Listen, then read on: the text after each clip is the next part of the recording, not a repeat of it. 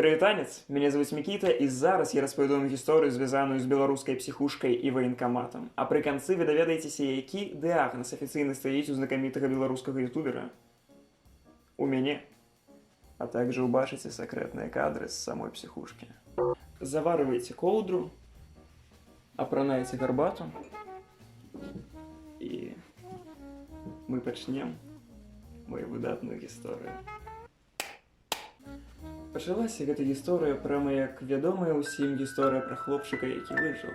Як толькі мне грукнула 18 гадоў, чароўныя совы пачалі закідваць мяне лістамі.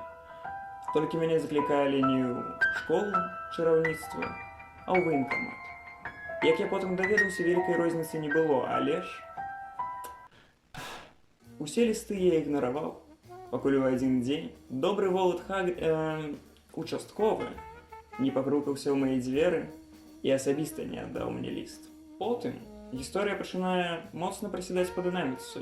Совы, праверкі, ваенкамат, платформа 9,3, пакуль я не сустрэў новага цікавага персанажа. Тлусты дзядзька-псіхіятр чакаў мяне ў сваім кабінеце. Тут трэба, каб вы разумелі, як я выглядаў на той момант. Мне былі вялікія блакітныя пазногці, яшчэ больш пірсінгу на твары і пафарбаваныя валасы. Такога тлусты дзядзька-псіхіятр дакладна не чакаў. І замест пытанняў наконт майго псіхічнага стану, ён вырашыў спытаць мяне, ці не быў я ў стасунках з мужчынамі і, можа, жадаю, быццам хацеў нешта прапанаваць мне. Судзячы па ягоных пытаннях, потым ён напісаў мне ў карцы нешта кшталту «цалкам здаровы гетэрасексуал» і накіраваў далей.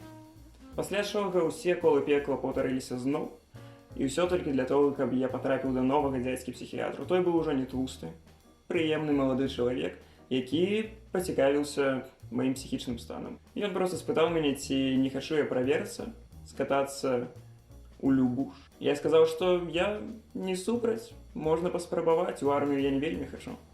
І вось ён-то і выдаў мне залаты квіток. Падчас усяго гэтага вандравання я вёў свой відэадзённік, дзякуючы якому зараз вы маеце гэтыя сакрэтныя кадры знутры псіхушкі.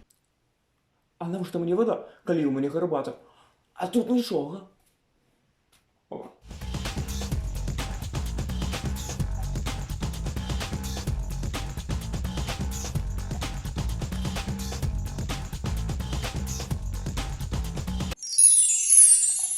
Далей па хуткай. Прыехаў, кінуў рэчы, пазнаёміўся з суседзямі. Тут з большасці пашчасціла. Паеў, заліп у тэлефон, паеў, лёг спаці. Паўтарыць 14 разоў. Сапраўды, самае страшнае, што ёсць у гэтым месцы, гэта нудота. Дзікая нудота, якая крочыць за табой паўсюль, куды бы ты не пайшоў і чым бы ты не займаўся.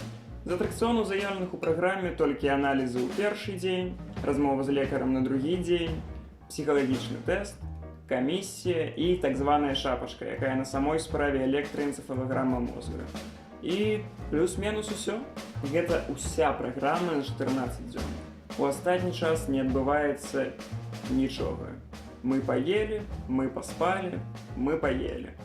Галоўнае, што трэба ведаць, калі ты не хочаш служыць, так усім і кажаш, я не хачу служыць, таму што бла-бла-бла. Мне страшна, пацыфіст, маці хвалюецца. Усё проста. Што ўжо напісаць у картцы, вырашаюць яны самі. Тут пачынае разыгрывацца лутбокс з тваім дыягназам. Што выпала мне? Змешаны разлад асобы F61.0. Я сам не ведаю, што гэта значыць. Што я ведаю дакладна, у армію я больш ніколі не патраплю, але і кіроўчыя правы зараз атрымаць не магу. Тут ты ўжо сам абіраеш, што табе істотней. Я зрабіў свае абранні. Я абавязкова на нешта забыўся, таму пішыце свае пытанні, пішыце, пакідайце каментары. Я адкажу на іх у наступным відэа пра псіхушку. Чым яшчэ займацца беларускаму блогеру?